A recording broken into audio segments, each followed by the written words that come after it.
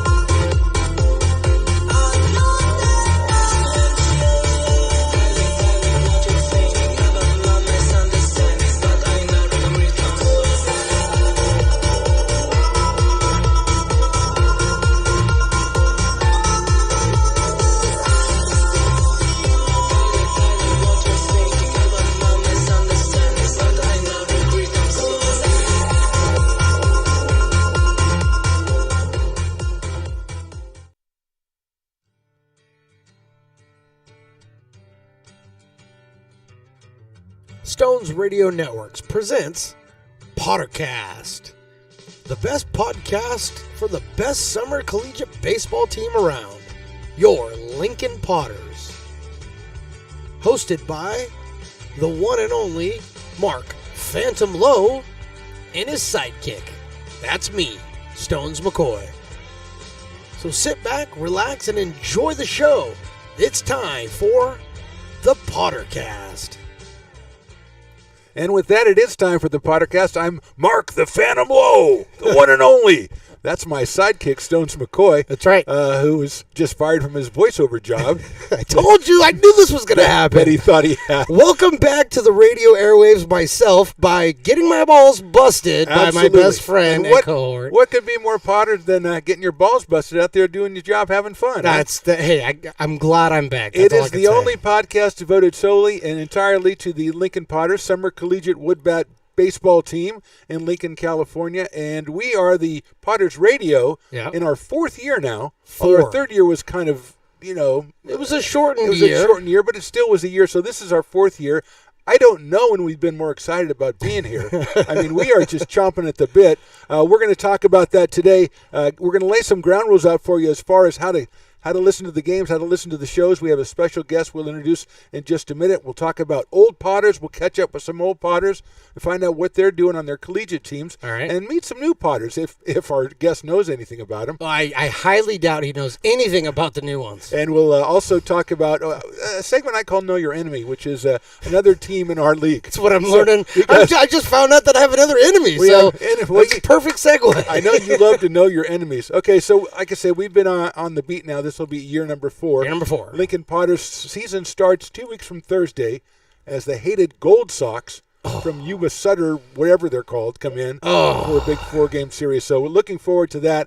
And Stones McCoy, a sidekick and voiceover guy formerly, if people can't come out to McBean, and we do think there will be a crowd at McBean for these games. Yes. Not exactly sure what the limitations will be yet. They change along with the county's tiers. That's but we what will it's all have about. fans. We will have fans in the first 4-game series against the Gold Sox. I think season tickets are probably already sold out. Season tickets are sold out. Single game tickets are available. Right, 916-209-3444. Or LincolnPotters.com. Absolutely right, my friend. And now that you said that, I forgot what I was going to say. Oh yeah, if people can't come out and watch that first game, how do they catch the action? Well, you can catch the action if you're a Potters fan like us. You can catch the action on Facebook. We're going to do Facebook Live, so everybody remembers that from last year. Right. Stones Radio Network. Stones Radio Network's Facebook page, also on the Lincoln Potters Facebook page. Wow. So I just want to make sure it's out there. And then go over to YouTube. If you're really looking for something, just do that. I mean, I know everybody's got a YouTube channel now, right? So Lincoln Potter's got one also. So and Stones Radio Networks has one. The Lincoln Potters have a YouTube channel? Yes, they do. To watch Lincoln Potters games. They have a Lincoln Potters YouTube channel for games, and Stones Radio Networks does as well. What if people just want to hear my melodious tones described in the action? What if they are... Why anybody would want to do that? Video challenged. What if they're video challenged and they can't do that? They just want to hear the radio call. What do they do then? Well, they can still do that on the wonderful Mixler app that we use. It's Stones Radio Networks on Mixler. Okay. So all you got to do is follow it. The best thing to do is follow us on the Mixler app. That's a great idea. All right? If you follow us on the Mixler app, you're going to get an email notification every time we go live. So if we're doing a PotterCast, if we're doing Potters baseball, if we're on the road, if we're just having fun and we go live doing Potters, you'll get an email saying, hey, tune in right now. That is a tremendous thing. So I like all of those things. You got to follow that. But again, if you can't do any of that and you forgot there was a game, and shame on you if you did, there's a schedule out there. Go get one. Pick it up at the office. All you have to do is go to iTunes. Follow Stones Radio Networks on iTunes. Man. It'll be in your download within 2 hours after the game. And also we're on Twitter as well. Oh, we're always on Twitter. Yeah. But what we do on Twitter, we do short clips and stuff. We're not broadcasting full games there. But follow us on Twitter for all the information. I did see a little clip you put out a couple hours ago talking about this show starting up again. Yeah. I did not know you did the show by yourself. I didn't bother to mention you. No, not at all. I tagged you. I figured that would have been enough. But you, I got to drop your name everywhere I go. I go to the supermarket. Hey, I know Phantom. Oh, well, go ahead and cut in line. Go ahead and get free gummy bears. Yeah. But the thing is, now that I said that, I'm going to start a new game. Uh-oh. I want you to put out little video clips at different times of the day. I don't think people would be able to tell what time of the day it is by your face because you always look the same in those things. You always look like your wife just came in and shook you awake and said, "It's time to get up." And you went, "I got to do a video clip." That's why I put a hat on for this show. Thank you very much for busting me. So we have, like I said, the upcoming schedule starts on the 27th. We have this year on the radio broadcast, we're going to do something we did 2 years ago, which is have guest announcers for selected games. Oh. You country fans, we've already got commitments from Pat and Tom from KNCI. Both of them? On separate days. Okay, thank you for splitting those two up. Now, Pat still came out a couple years ago. His son was a pitcher in the college level, so he knows the game. If you'll remember. If you remember, he basically took over. He totally took over. You weren't even allowed to be there. I didn't even know what was going on, which is not surprising. Anyway, but Tom is not a baseball guy. Tom is like a fisherman hunting guy. Ooh. And I keep trying to get him to come out and do it. And he says, "Well, I don't know anything about baseball." I said, "Well, I just want to hang out with you. We'll talk I fish. just want to hang out. I don't care. I'll talk fish." So this year, I finally I think I put a dent in the old defense there. Yeah. And I got him, and I says, you pick the day. It doesn't matter. Any day, a Saturday, a Sunday, whatever. He goes, I can't do Saturdays because I'm usually fishing. I said, what about Sunday? He said, okay. So he agreed to a Sunday on the 13th of June. Excellent. People, mark your calendars. No, don't mark your calendar. Oh, no. Because Tom being Tom, he just texted me. That's right. He just texted me today. He goes, That's right. I can't do the 13th, the day I said I had to do because I was fishing on Saturday, because I'm fishing on Sunday.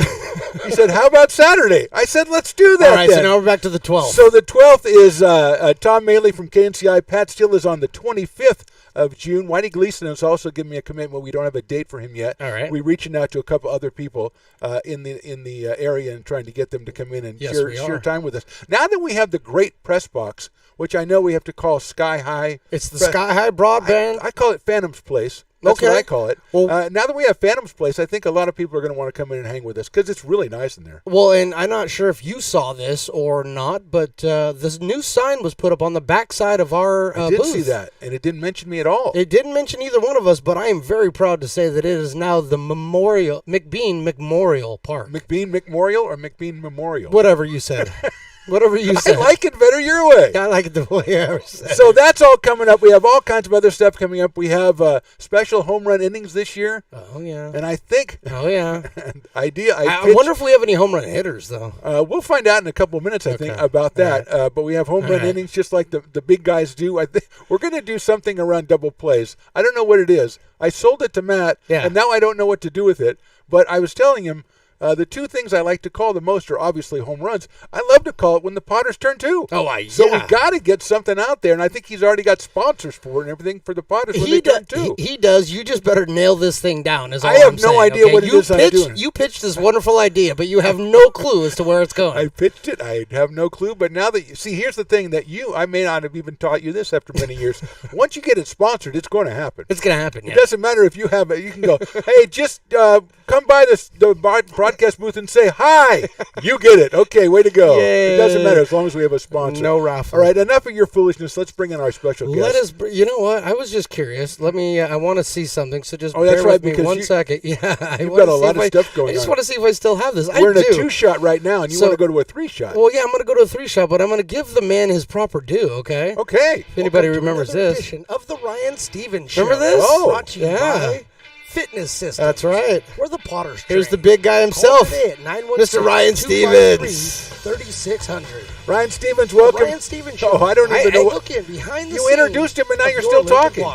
Dude, look. Every home game. This is his bump. All right, look at him now. See how fired up he is? Yeah. Hey, Mark. Hey, Mark, take it away. Thank you, Stones McCoy. You're welcome. Again, proving yourself an invaluable asset to the entire community and the broadcast. Dang Ryan right. Stevens, welcome, my friend. How's it going, gentlemen? There it is. It's going fantastic, and it's great to see you. That means not only is it great to see you, but that means it's almost Potter season Potter's again. time, buddy. First of all, how you doing? How's the family? Everything's been great. Family's doing awesome. Just getting through, all the new normals and everything going on right now. But Yeah. you know what? Everything's been fantastic, and been blessed to spend some time with them and getting ready to hype up and get ready to go for the Potters. Oh, yeah, absolutely. Now, you have been doing some coaching. I know you do work with Louisville Slugger, but you've also been helping out at, is it William Jessup you're working at? Yeah, this is my first year with William Jessup softball, and it was first year for everything. But I had a fantastic time. The girls were great, and we saw some success against some really good teams, and I think we're moving in the right direction there. And super excited for the future there and see what it holds for the girls going next year. Now, is that something that kind of just fell in your lap, or was it something that you I can't imagine that you went looking for it, but it's something that said, hey, come on out. The famous manager Ryan Stevens come out and give us a hand? Yeah, no. The famous manager, Ryan Stevens. That's Come what I give call us a hand. That No should be his humbling, jersey. no. Yeah. But you know what? Yeah, no, it was a good friend of mine was got the head coaching job, and she was kind of looking for some help there. One of her assistants left, and I've worked with a lot of the girls at Louisville Slugger in testing, and so I just kind of felt a passion there and an obligation to help them out. And you know what? It was a blessing in disguise, and I met a really good group of girls there, and they were awesome for us, and they really absorbed everything that I taught them, and they applied it, and it was just seeing all of it through fruition in a different sport, seeing softball in fruition. It was really cool to see, and it definitely moves different than baseball. Skill set stuff is the same, but the pace of play, my goodness. Oh, yeah. Well, much different. I'm from a softball family. In fact, you helped my daughter with her swing tremendously out at Louisville, and I know that you have a passion for baseball, but a swing is a swing, and you have the ability to teach swing. What were you able to really help hone the girls? What were some of the skills that you were able to give those girls that translates from what you give the guys in the Potter's world? Yeah, I mean, I think a lot of it started with the mental approach first, right? Yeah. Getting them dialed in on what to look for, not swinging at everything. Definitely establishing a zone to look for and pitch selection. And I think that's something that kind of gets overlooked at that level where we get just so used to putting the ball in play. And, then we applied the physical aspect of it. And I think, applying, baseball and softball, it's real similar. It's all about timing, when we get our foot down, when we get our hands to the ball, get to extension. And, I think offense and numbers wise, we did a great job. We led our conference in extra base hits, Awesome. home runs, RBIs. So, I mean, hitting wise, we were outstanding. And, I would do the same thing I tell the guys and the girls. If you're swinging at strikes and your approach is good, you guys are going to be successful. But the main thing to have is confidence. If we don't have confidence at the plate, we're going to struggle. And I think that's one thing that I can say I bring to the Potters and to the softball world is the mental side of the game and preaching confidence into a player where, they might get down on themselves in certain situations that they didn't really know they were doing it. Yeah. And you can just see it on their demeanor. And I think that's something that, I try to push into them is confidence is key, and that's the only way we can go moving forward. That's awesome. I want to go, obviously, look at the season coming up, but I want to take a second and look back at this strange season that we almost had. It was very weird for us. We do a show for people who can't be there, and yet we really miss the people who usually were there when we were doing the show. So fans affecting us is strange. I know the fans affect players all the time. How did you adjust? How did you help your players adjust to the fact that, and I know they played college ball, so there's used to not a lot of people, but still, in the summer atmosphere, there is a lot of people. There weren't last year. How did you deal with that with them? I think the big thing was that we're still trying to compete and get better, and it was one of those things that it was a blessing for them just to get a chance to play with the whole season that came around. So I think I turned it into more of a learning lesson that you don't really know when something could be taken away from you. And, if we give energy and play as hard as we can, there are people watching. We have a great following, and, I know our fans were tuning into the live feeds and stuff like that. So I try to tell them just to play with emotion in the dugout. And, we were blessed with such a talented roster last summer. Oh, that yeah. It didn't take much mental talk to them. I mean, they were ready to play each game. And, just physical talent alone, they were really good. And I think we definitely missed our fans, though. I'll tell you that. I think it's just such a weird dynamic. that. It's a weird dynamic when you can hear everything on the diamond, every single pitch hit the glove. Yeah. Normally you have people screaming and talking and kids kind of playing. And all you could do was hear me last year, and that was the downside. So there to it. were, I felt bad. So there were kids playing. Good, yeah.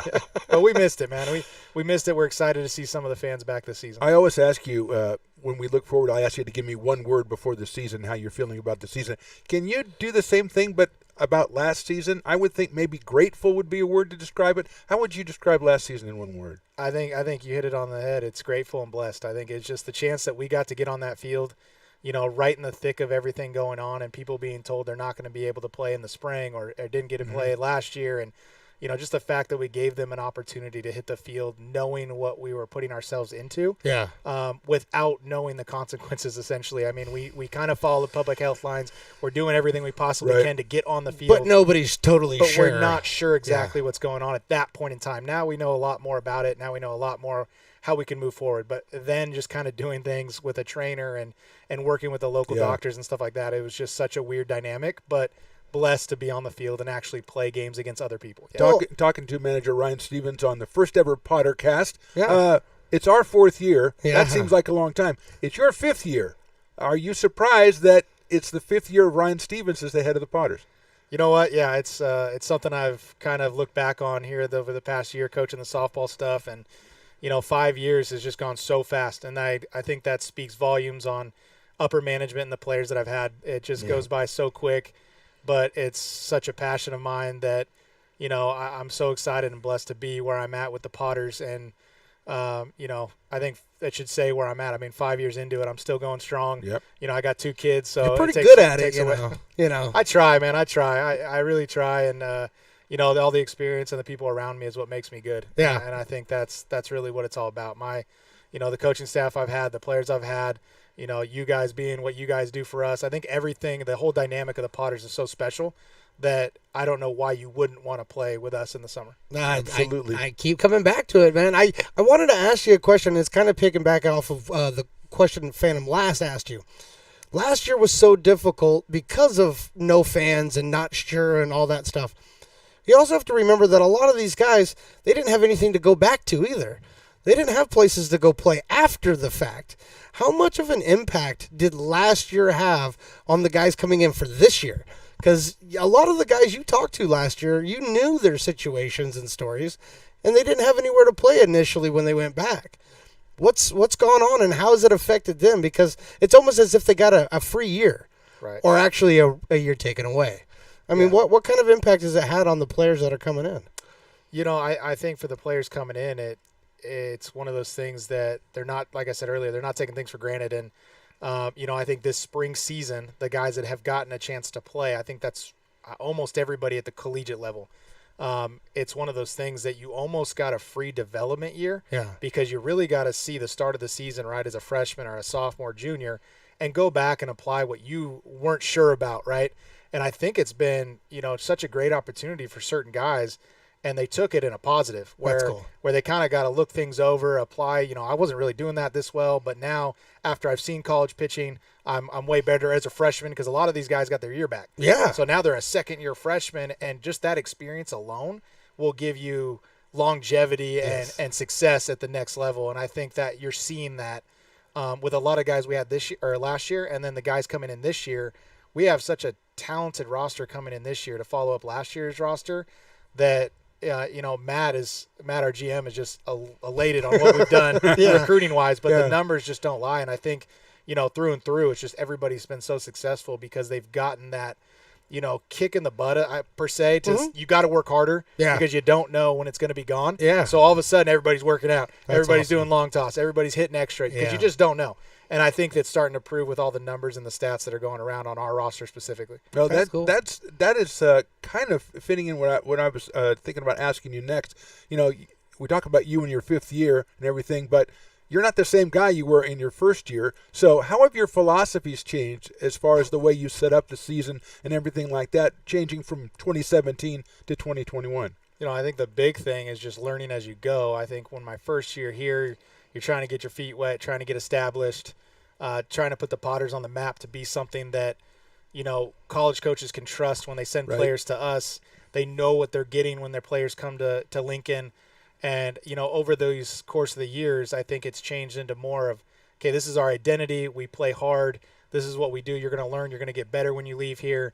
And now you're seeing that into fruition on the roster. If you look at our rosters in the past 2 years, the Pac-12 schools, the SEC schools, the bigger schools in the Big West, they're starting to trust us as a program and understand that, when they come here, this is actually really good baseball. They're learning from a good group of guys.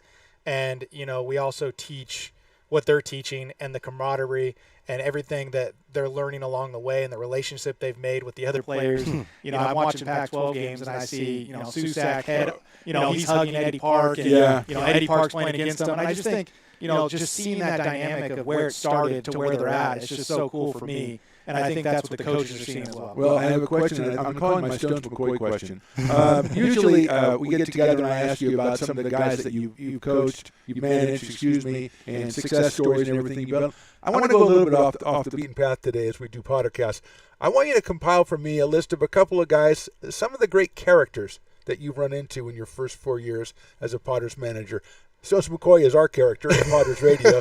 I have a couple of names in mind just for myself, but I know that I don't know, but I think that one of the joys that you have is the interaction with these guys that you have on a daily level, getting to know them as people and stuff like that. And there's some weird cats that come by. Okay, it's Lincoln, baby. So if you could just tell me or tell us a couple of guys that stick out when you're thinking about all-time Potters characters. I think going back all the way my first year, I got to say Will Law's up at the top.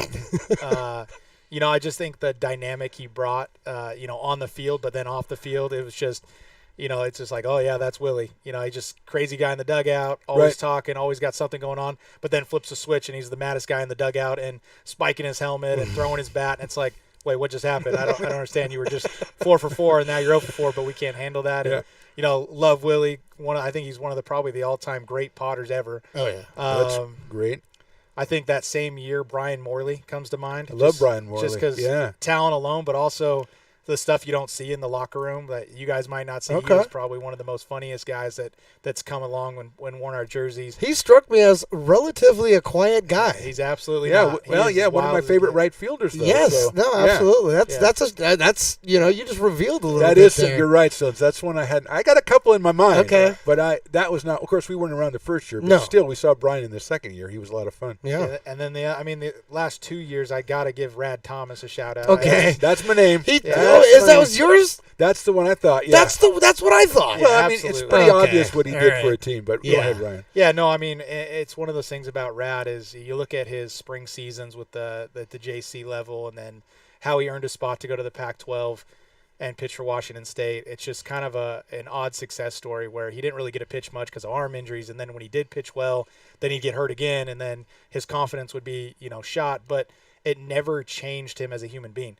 And I think that goes a long way for somebody's character. And he was literally the energy of the dugout the last 2 seasons, whether it be shouting for our guys, going in the bullpen, then he comes out, and then he'll throw strikes and he leads by example, but then he's the loudest guy in the dugout every single inning.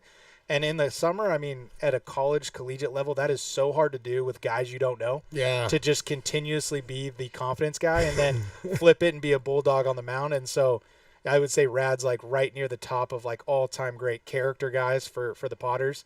There's been a ton throughout the years. Tons. Oh, yeah. But it's just the guys that stand make it out. fun for you to come to the park every day. I mean, I know you love baseball, but you also love the guys. Yep. And they're just always on every team. There's one or two that come out, and we weren't around the first year, so we didn't know about Will. Yeah. But there's always one or two that even we see up top. We love. Josh Savea seemed to be one of the guys that just was.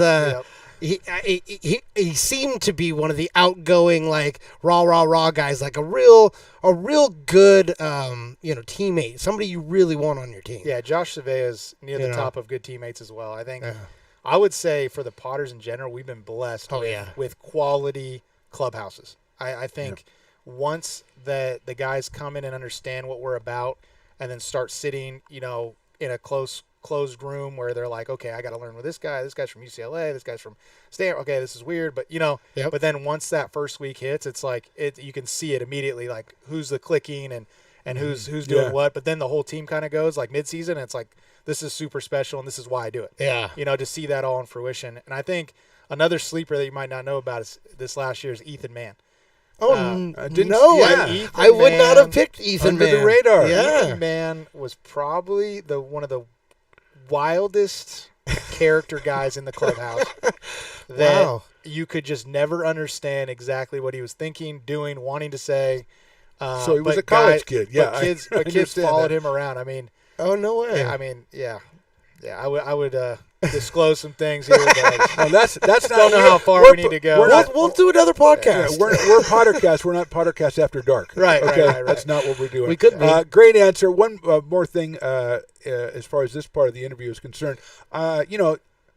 People come to the Potters games. Kids come to the Potters games, and as the Potters get bigger and bigger, I think kids will come and try to emulate the kids that they see.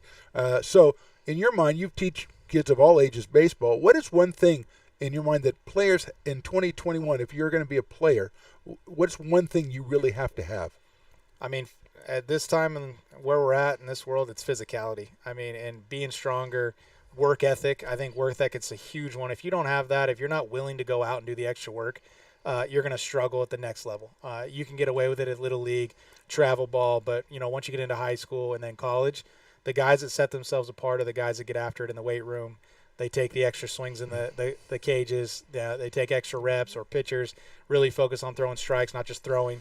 But that's really what separates you once you get to that level. And I think when the young kids come in our dugout and run out with the guys, I think when they're looking up, that's Right. the kind of what they're looking at. It's like, well, I didn't know that they were this big. It's kind of like when we go to the Kings game. Right. And we're sitting on the floor and we're just like, Oh, wow. I That's did what not 6'10" looks know like. Yeah, that's these exactly guys right. run that fast with that kind of height, with that kind of muscle. That is, it is impressive physicality that you just don't see that separates them from the average person. And I think that's like the biggest thing for the young kids these days. Excellent. Thank you, Ryan. Now we're going to go to another segment, and this is a Stones McCoy engineered segment. It's called Old Potter, New Potter. Old And- Potter, new Potter. Oh, I forgot Mr. Voiceover over there. I had to do something. Yeah, That's going to be a play over. Yeah, it was. Yeah, we're gonna. Feel it. Maybe Ryan can record Feel that. Hey, well, we're gonna I'll keep them late tonight. touch base with some former players and find out what they're doing right now, and then talk to you about some new guys. Now, as we formulate this, Clifton's going to be our guest next week, and Yes. we count on you a lot in this segment. And I don't know how much we're going to be able to count on Clifton to do this next week, but it should be even more interesting to find that out. Clifton just So, confirmed for next week, by the way. I want to talk to a couple. We have, like you say, Ryan, we have so many great guys. We have so many great players that have come through. I mean, really, just a load of great players, great talent. And as you say, we've seen them now at Pac-12, at SEC schools all over the country doing stuff. So I just want to talk about a couple of guys from the past. And our first guy we want to talk about is he played a couple years for us. He played all over the place and has found some success on the mound, and that's Zach Patterson. Now batting for your Potters, number 15, first baseman, Zach Patterson. I could have just let that happen. Well, I like Zach, that. no home runs, but he has driven in 6 runs on the season for Lincoln. So he's up with the bases loaded here in the bottom of the first. Potters with the 1-0 lead. First pitch is Swan, hit deep to left field. They're going back. They look up. That ball is gone. It's a grand slam home run for Zach Patterson. That sounds like Patty. That was nice. That Oh, was yeah. Very nice. Oh, yeah. Zach Patterson with the grand slam. Well done on the Soundstones. Zach now at University of Pacific. And Ryan, are you a little bit surprised? He's not playing a lot in the field, but he's got 2 wins and 2 saves on the mound, striking out almost a batter an inning. What do you think about Zach Patterson down in Stockton? Yeah, I'll be just as shocked as you guys when I saw him not really hitting anymore, just because I know the physicality he has, and I've seen the numbers he's put up the 2 years at Ohlone, and so I had to imagine that would translate to UOP. And I knew he had a live arm on the mound. We've seen it here and there, and I think it's one of those things for Zach. It might be a future thing, and I think in the future, draft-wise, he might have seen more potential on the mound, or Chris Rodriguez at UOP saw more potential on the mound. And I was watching their game against Stanford the other day, and he ran it up to 94, and he had a big old curveball and a changeup. So his stuff is definitely draftable stuff. So Yeah. I could see why he's focusing on that. And I know two-way player stuff is just so hard these days. It's very hard to be very dynamic on the mound and then also be dynamic in the Very field. difficult. So I think for Zach, it was just one of those things where it was a turning point in what he wants to do in his future. And I think he just decided that with as live as his arm is there, that he's going to try pitching. And you know what? I've seen him be really successful there this year on the mound for UOP, and I really hope that it works out for him, because Zach's one of the best character kids, just quiet but gets after it, always in the weight room kind of guy. He's just one of the best. I think my Zach Patterson autograph balls over there. I couldn't let him leave without making sure I got one of those. And I'll tell you, and I will tell you, yeah, we know Zach Patterson can hit. We saw that. I knew he had a good arm, but I never saw it like you saw it at all because I didn't watch his pins or anything. So I didn't know that was going to happen. But when we talk about draftable, okay, and you mentioned it, draftable. It just seems like it's much more a draftable concept to be a pitcher. If you're a pitcher, you have a much higher draft stock than you do as a position player nowadays. So do you think maybe that's kind of the reason why he's seeing more time on the mound right now? Yeah, most likely. I mean, like I said, it's a dime a dozen if you're a guy that bats 300 and hits 10 home runs. So yeah, if you're 94 plus and you're pitching, that's an oddity. I would say more so now. People are throwing that hard. But I think as a scout, you'd probably look at, potential. Yeah. He just started pitching full time. He's up to 94. What if we really focus on this? We could get him up to 98. I think that's kind of what the dream set is for a scout of seeing him play because his physicality's there. I mean, he's a super strong kid. He's got the size. He's tall. So I really think that's probably what he saw and what his coach explained to him. And, he's seeing some of that reward pay off, and that's without really focusing on just pitching. Yeah. So wait till that kid, has a full off season. Oh, yeah. So he could be super dynamic for them. Zach Patterson, not the only great hitter that the Potters have sent down to Stockton at UOP. There's another guy, a Lincoln guy, who seems to be, he's got a pretty loud bat himself, Mr. Charles Middleton. Curveball's hit down. Well, that ball is, and I told you that ball is a home run for Charles Middleton.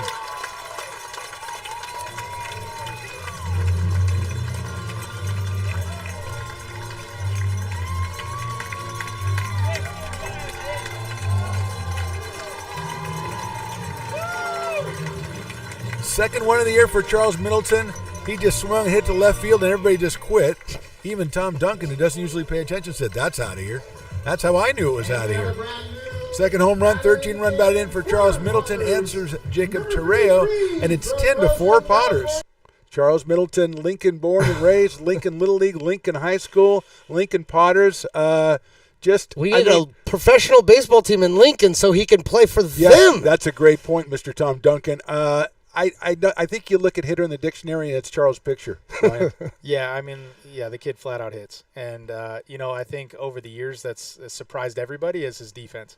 When he first got to Sierra, his defense was, I would say, average or below in the outfield. And, over the next couple years, it's really got to an advanced level. And I think that's kind of what a key for him to get drafted because everybody in the world knows Charles Middleton can hit.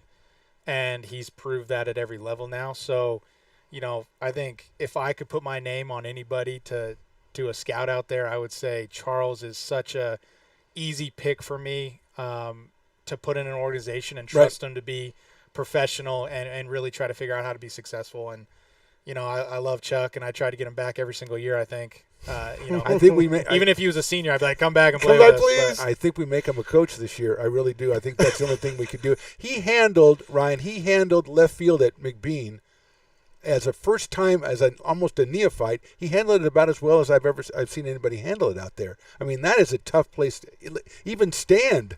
It's a tough place, but to handle fly balls out there, he does a great job. Yeah. Dude, No, I'll give you my background. I went out there and tried to shag balls in left field one time, and I couldn't see a single one hit to me. So how did Charles catch anything out there? Okay, if you had 33 minutes into the first How did he? podcast before Duncan references his own experiences you know as a I was Potter, going to. then you win the lottery. Way to go, my He's friend. played every to the position radio. for us. So, I yeah, think. Charles, we'll get him back this year. Charles at UOP hitting in the 260s, 5 home runs. He's driven in 25. I think he got a slow start. He had an injury or something at the beginning of the season, but the numbers are there, and every once in a while he'll pop up on Twitter and just hit a complete bomb. Oh, yeah. And you go, that's Charles, and that's Lincoln, and that's it's just great to see him doing that stuff, and we all wish the great family and everything. So Charles Middleton, our second former Potter. We stay in Lincoln.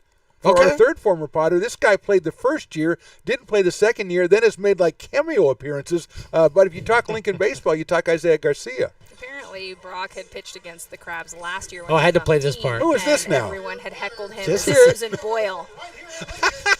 So we made sure when he was pitching You to are call cracking- him Susan You Boyle. are making me laugh. Susan Boyle. Susan Boyle. Man, if And you're going to this get year- saddled with somebody, I don't know if you want to be saddled with Susan Boyle. And then. this year, Rad was called Joe Dirt.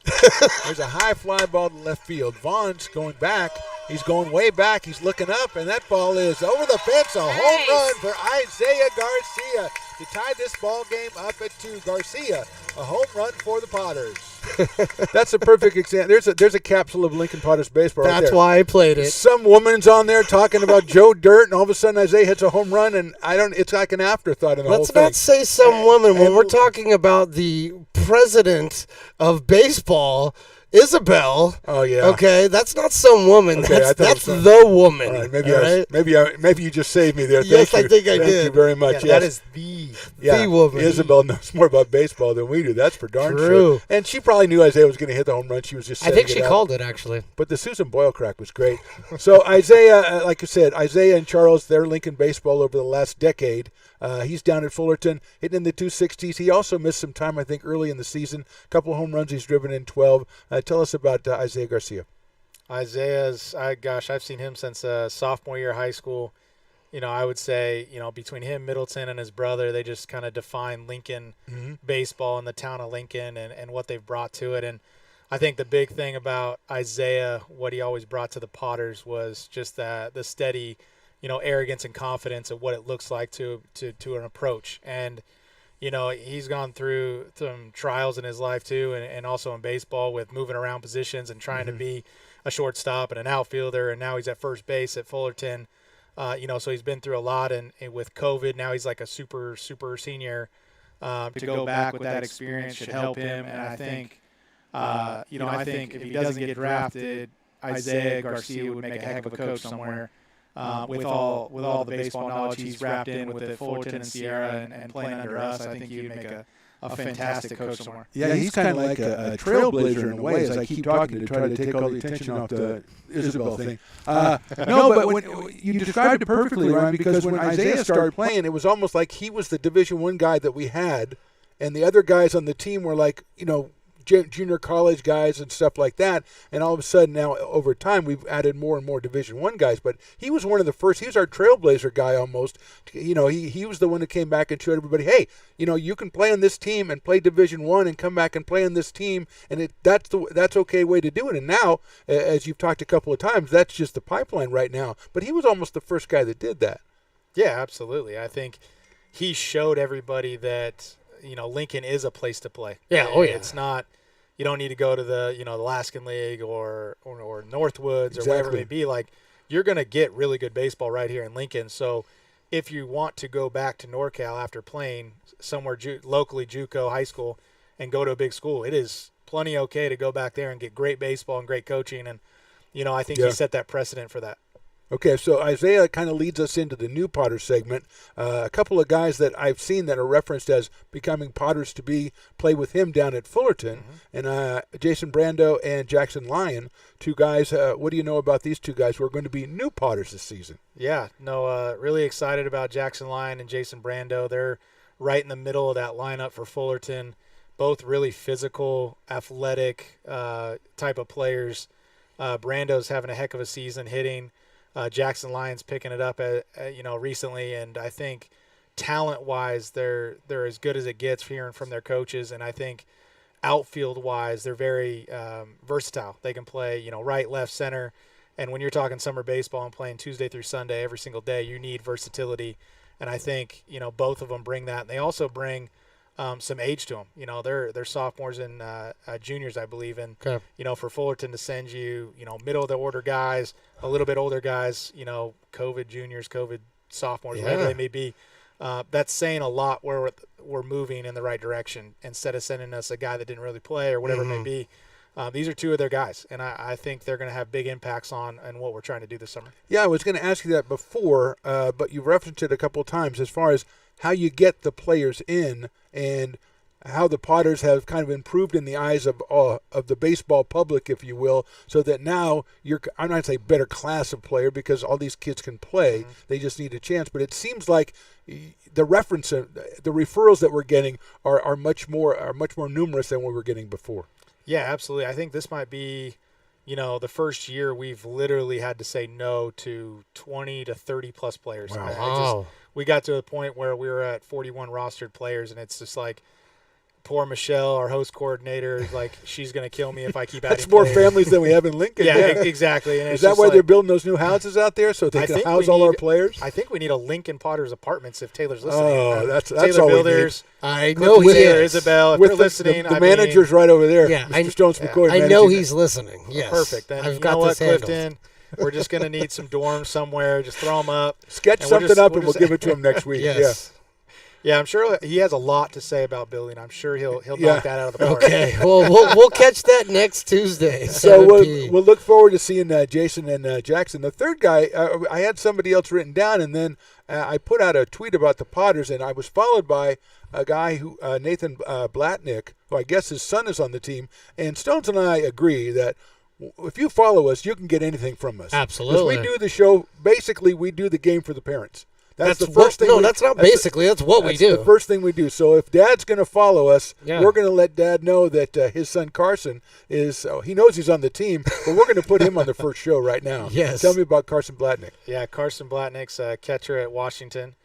He played Oakmont High School locally. He's a true freshman there at Washington, already getting playing time, doing an outstanding job for them behind the dish. And I think what Carson brings is a pedigree of family that have all played a bunch.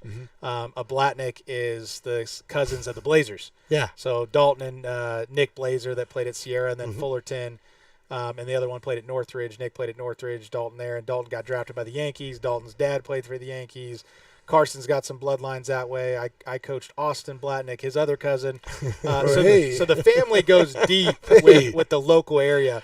And, Carson brings a really good left-handed bat, also a really good catcher. And he played for the River City Eagles last summer, who we played against. Yeah, I remember. And he, I think he was 2 for 4 and 3 for 4 against our guys who, last year I think our bullpen and our pitching staff was really well, and he handled it no problem as a senior in high school. Wow. So it really spoke volumes on what we're getting character-wise and also talent-wise.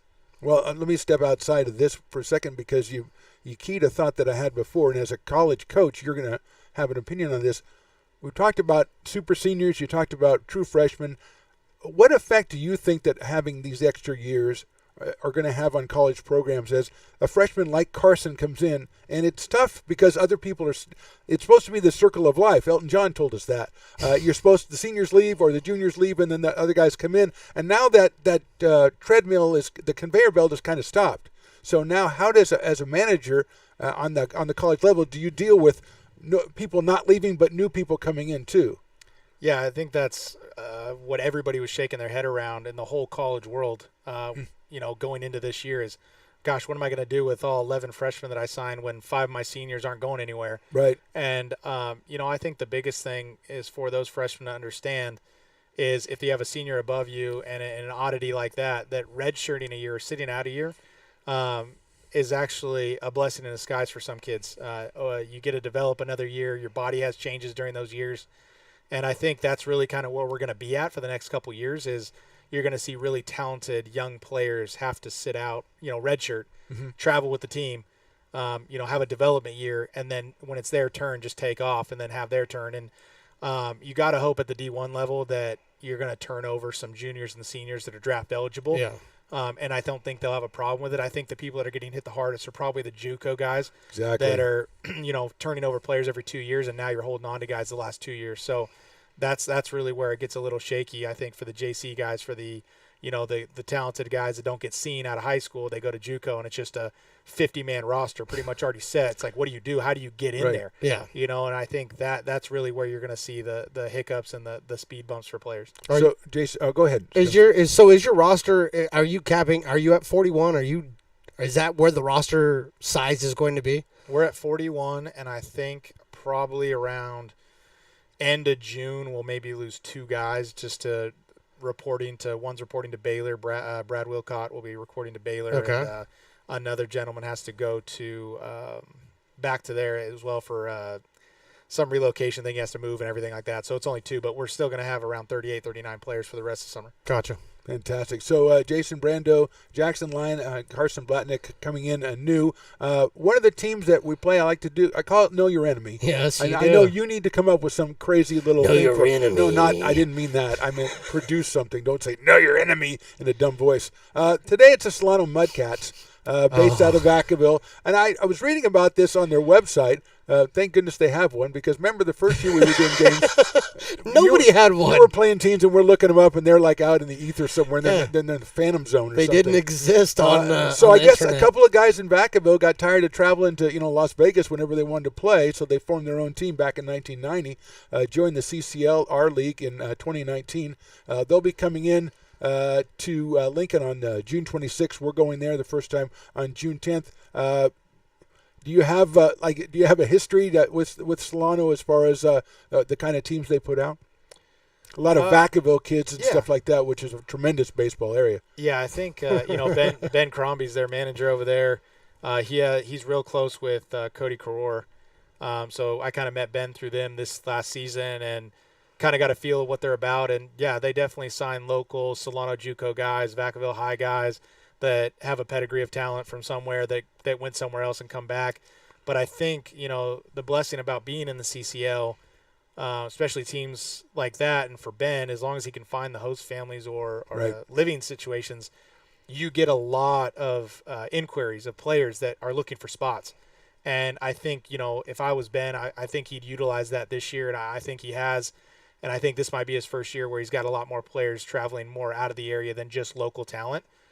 So it's going to make for a more talented CCL, and they'll always play hard for him. And they were always talented last year. They put some guys that were from Vacaville High School that are now D1 guys that would throw against us, and he does a good job. And I think anytime you run into a CCL opponent, you're going to have a tight game. It's just how it's been, or it's a blowout one way or the other.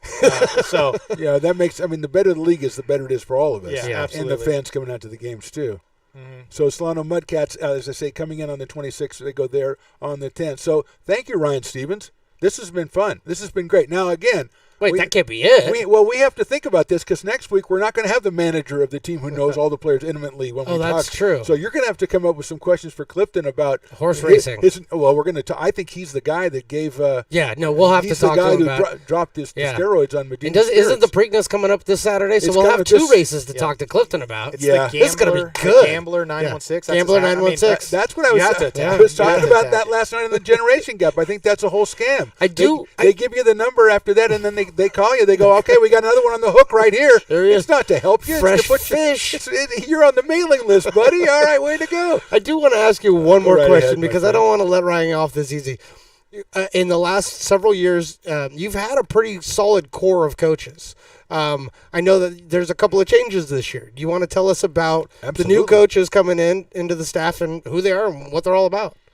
Yeah, we kind of started off the segment of who we're opening up with, the Gold Sox, and breaking news in the last couple days, Brock Ragatz, Potter's legend, and also a volunteer assistant, and then my pitching guy a little bit with Cody last year, called me, and he was offered the head coach job this last couple days ago. Breaking news, Gold Sox. So I'm not sure the Gold Sox even announced this yet, so I'm sorry, Tom Lininger, but I'm going to break it to you because you're taking one of my guys 2 weeks before the season. Yeah. But Brock Ragatz is now the head coach, an getting rid of instant this. rival to the Lincoln Potters. And so now we have to be nice to the guy. I don't really like the dynamic anymore. So Hey, Brock, we'll see. Okay. No more. Okay. That's it. First of all, great question, Stones, to get that out of him. Secondly, when we met Brock, he couldn't get one guy out. Now he's going to try to get 27 of you out. I don't know how that's going to work. I like our odds on that. Yeah. Yeah. As far as all of a sudden the Ryan Stevens show on the first game is going to be followed by the Brock Raggett show. It's 'Cause gonna we're gonna have to have be. Brock It's on gonna have to talk be about now. that. That is fantastic news. Oh, wow. We are actually quite pleased to hear that. That's really great. Well, good for Brock. Yeah, absolutely. And, well, as long as we're talking about that, again, great question. Let's talk about Brock from sometimes relief pitcher to intern that sat up with us for 1 year to sort of pitching coach to manager. I know it's just the summer league thing, but it's a nice little story. Can we just say what the hell? Yeah. We can't I say mean, that. okay. Can they have anybody else in town? You can. But the Yuba thing- City has a lot of people. I know. Well, I know Brock Stassi decided to play again, and that's kind of what left. Oh, him there you behind. go. There you Stassi go. did? Yeah, so he's going to the Atlantic League, I believe, and they coach together at William Jessup. And, Brock has had one of those nice carousels of networking himself. Yeah. And, Brock really applies himself to what he's doing. And I think we saw that last summer and knew that Brock would be special in the coaching world. So, seeing him grow this fast, I'm not surprised. Seeing him leave us, not happy about Not it. happy. But at the same time, I'm always going to tell my guys to take something that's going to bolster their resume. I'm never going to hold them back. And I would say that's the same about the players. Like, if you have something better, you got something to do that you think is better for you, you need to go do it. Right. And I think that's kind of where Brock falls on this whole thing is, you know, if this is an opportunity to get your name out there and do something better, I think that's where we're at. And, we've had a shakeup in the coaching realm. I was just going to say, this is a segment that could be a whole segment on its own. I didn't even mean to do this to you. But But you started did it it. to me. You started another podcast. Yeah, I did it to did. me, and here we go. I think Scott's been great for us as a hitting guy, outfield guy. He's running a business now for Pro Form Baseball, and he's doing a lot of individual lessons that take up a ton of time. And I don't think he could really commit full time. So I think we're going to have him in the facility. If guys want to work there, they can, but I'm not sure he'll be on the field. Gotcha. And then Cody has just really stepped up in the solar game. So kind of the same thing. It's more, what am I doing for my family right now? Yeah, sure. And I think he's in the same boat that I'll be there when I can, but not really around.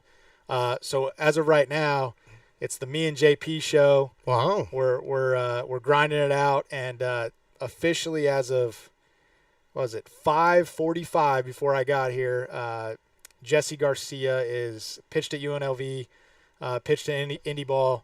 And he'll be our new pitching coach. Oh, Jesse Garcia. Just happened. That's very cool. Yeah, me and him played together on our state championship team in Sierra. Yes, I was And, going to say, he's- didn't you guys play together? Yeah, he's locally grown. He went to El Camino High School. Has a huge pedigree and resume of coaching the younger kids at the travel ball level with Sierra Nevada Wolves with Kyle Richardson, who I played with as well. And, with his pitching in the D1 experience and then also the semi-pro and indie ball and stuff like that, he's going to be a great fit for what we're looking for. He's kind of going to replace Brock right away and immediately advance into the role what we were looking for Brock to do. Yeah. And so we're extremely blessed to have the networking we do to hire guys that are just as good as who we got rid of and or had to do another job. But I think that's exciting for me because it's another guy I know that I trust, that Absolutely. I know that the pitchers are going to be in great hands. So that's our 3 set guys. We're looking for a volunteer assistant as we speak. So if Can we I can get not volunteer Stones for off that? the radio. I cannot volunteer for that? After the show, you Okay. can talk to Ryan. Okay. Right now, we're trying to wrap it up. I don't need you going out and applying for jobs. Well, I'm just, I'm here. I'm here to do whatever Potters need me to do. Yes, You and know? I have a lot of jobs for you to I do know on you this side of do. the Everybody's camera, got all okay? kinds That's of a jobs shout for out. I guess that's really a shout out to my players that have just finished or something, and if they're listening, it's like we're looking for that just baseball rat that wants to be around Yeah. and help our guys through. And I think we were blessed with Willie a couple years back, and then Brock. It's like you got 2 really good Potters guys that were around that really helped the team dynamic and helped us throw batting practice and really do something that affected the team. And we're kind of looking for one more head. I know me and JP are going to be worn out batting practice wise by the end of the season. But Well, I can volunteer you a batting practice. All right, I'll do that again. Yeah. I'll do that. there we go. But no, we're excited, man. I think, like I said, I love Cody and Scott and Brock. me And too. we love them all. And, if they're around at some capacity, that's going to be awesome. And they've done so much for this program and so much for me, helping me get my feet into the ground. And I'm extremely blessed to have them by my side. And, I'm obviously wishing them the best with their businesses and keep growing. Yes, absolutely. There you go. That's Ryan Absolutely. Stevens, our guest today on the first ever PotterCast, which, thanks to Stones McCoy and his innocuous question, we're breaking news like crazy Hey, over baby, here. that's We're what like, I yeah, we do. need the breaking news sounder. Clifton's probably listening right now like, oh, all Wait, right. what in the hell? Clifton's over there going, I got to listen to the show. I'm finding out everything. Well, Clifton, you'll be listening next week because Clifton will be our sitting our right guest. If you want to send us some questions for Clifton or just some questions or response to the show, Yes. how can people do that? So The best way to submit questions, if you want to do it via email, do it via pottersradio@yahoo.com. So you can get in touch with us at any point in time at pottersradio@yahoo.com. You can also, an easy way is Twitter. So at There you Phantom Radio 60, Yep. at Stones_McCoy. That's at Ryan_Stevens24, I 24, believe. yeah. You can ask him direct questions, but he'll just forward them to me and I'll answer them for Right, you. exactly. But those are all the great ways. And then we also have the phone number, 916-367-4774. Didn't even think of Okay, that. that is the Potters hotline. We are going to use it this year. Okay, we're Yes, we going are. to use it. So if you want, just leave us a voicemail when we're not on the air. Ask away, and we might even play it on the air for you. And we're going to use Twitter too. You're telling me we're going to Yes, one of our special innings is going to be Twitter-based. Absolutely. So more on that to come, obviously. So thanks, Ryan, for being the guest on the first PotterCast show. You'll always have that in your back pocket. Always. As you go through life. Love you know, that. when you're on the the major league camp, they're going to, is this a great thing? You get to coach this great player, Mike Trout. And, well, yeah, but I was on the PotterCast, so that was pretty exciting, too. Clifton's our guest next week. 7 o'clock next week is when we're going to go 7 p. with the second week of the PotterCast. We'll have more players. We'll have more former players to catch up with. We'll have more current players to talk about. We'll just have a lot more to do. Thanks for joining us. Please join us next time on PotterCast. Potter up.